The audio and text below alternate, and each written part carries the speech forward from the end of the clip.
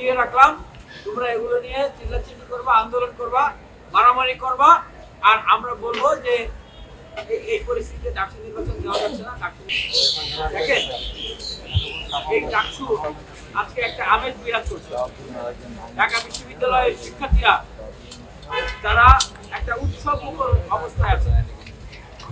প্রথম বর্ষের শিক্ষার্থীও ভাবতেছেন যে আগামী দিনে ঢাকা বিশ্ববিদ্যালয় কিরকম হবে, সেই ক্ষমতা এখন সকলের হাতে। আগামী দিনের ঢাকা বিশ্ববিদ্যালয়ের যে পলিসি মেকিং এ পার্টিসিপেশন করা, ইমপ্লিমেন্টেশনে পার্টিসিপেশন করা, অর্থাৎ নির্বাচনে প্রতিদ্বন্দ্বিতা করা, সেটার জন্য অনেকে প্রস্তুতি নিচ্ছে। কিন্তু আজকের এই ডাকসুর আমেজটা দীর্ঘ একটা লড়াই সংগ্রামের ভিতর দিয়ে RICL TMX, যুগের পর যুগ স্থাপনা থাকে মজবুত। শিক্ষার্থী বন্ধুদেরকে স্মরণ করে দিতে চাচ্ছি, তাদের ভিতরে সেই অ্যাওয়ারনেসটা দিতে চাচ্ছি। এই ডাকসু নির্বাচন এটা কেবলমাত্র একটা নির্বাচন না, এটা আমাদের গণতান্ত্রিক অধিকার। বিশ্ববিদ্যালয়ের এই যে প্ল্যাটফর্ম, সেটাকে প্রতিষ্ঠা করার একটা লড়াই, সেটাকে প্রতিষ্ঠা করার একটা সংগ্রাম। আজকে ভিসি মহোদয়ের যে বক্তব্য, সেই ভিসি মহোদয়ের বক্তব্যের পরেও যদি এটা আপনারা না বোঝেন, তাহলে এটা হবে আমাদের ব্যর্থতা।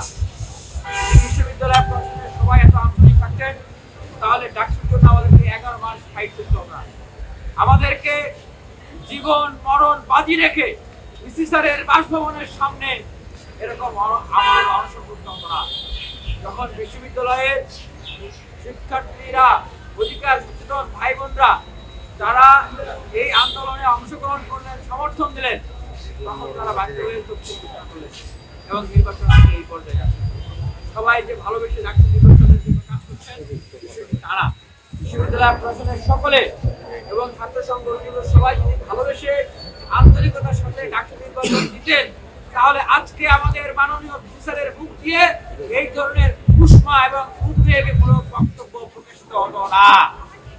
বিশ্ববিদ্যালয়ের শিক্ষার্থীদের উদ্দেশ্যে বলতে চাই, যারা প্রার্থী আছেন, যারা ভোটার আছেন, আপনারা আপনাদের জায়গা থেকে তৎপরতা বৃদ্ধি করুন, সচেতনতা বৃদ্ধি করুন। অন্যথায় এই ডাকসুকে বানচাল করার জন্য, এই ডাকসু নির্বাচনকে প্রভাবিত করার জন্য বিভিন্ন রকমের কার্যক্রম উপস্থিত রাখা হয়েছে।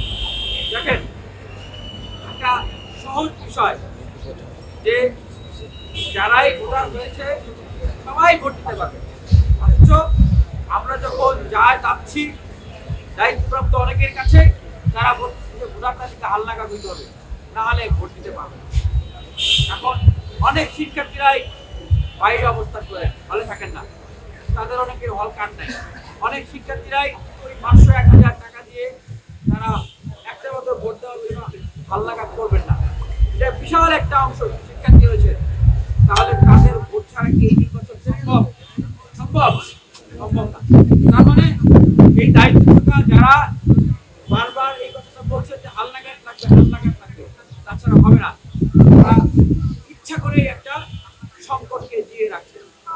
এরপরে আমরা বলছি যে প্রার্থীদের নাম ব্যালট নাম্বারের সাথে আপনারা ছবি যুক্ত করেন, কারণ এই সেন্ট্রালে 28 জন, হলে 13 জন, একজনের নাম রাখা অনেকের নাম কাছাকাছি। এইটা নাকি তারা করতে পারবেন না। এটা করতে হলে তাদেরকে অনেক সমস্যার সম্মুখীন হতে হবে।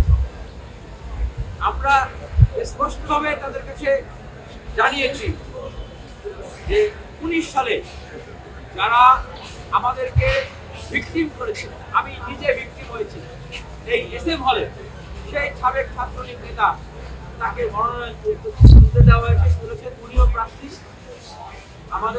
আমরা যারা ভিকটিম ছিলাম আমরাও প্রার্থী। এটা কেমন কথা? বিশ্ববিদ্যালয় প্রশাসন করছে যে অভিযোগ নাই, প্রমাণ নাই, মামলা করো। আশ্চর্য বিষয়, 19 সালে কি আমরা অভিযোগ জমা দেই নাই বিশ্ববিদ্যালয় প্রশাসনের কাছে? আমরা যারা ভিকটিম হয়েছি সাক্ষী, আমরা কি বেঁচে নাই? আপনি গুগলে সার্চ দেন, সার্চ দিলে সেই সময়ের নিউজ আপনি পাবেন, সেই সময়ের ভিডিওগুলো পাবেন যে কিভাবে তৎকালীন ডাকসুর ভিপি নুরুল হক, সমাজসেবা সম্পাদক আক্তার হোসেন বেনজির নামে আমাদের আপু ছিলেন, তার পেটে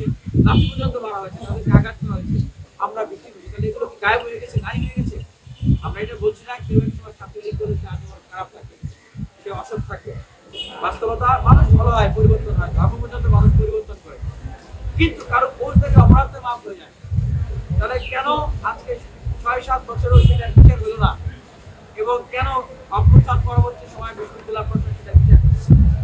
আমরা যাদের কাছে যাচ্ছি তারা আমাদেরকে মূলা ঝুলিয়ে দিচ্ছে, তারা আমাদেরকে শুভঙ্করের ফাঁকি দেখাচ্ছে। এর উদ্দেশ্য কি?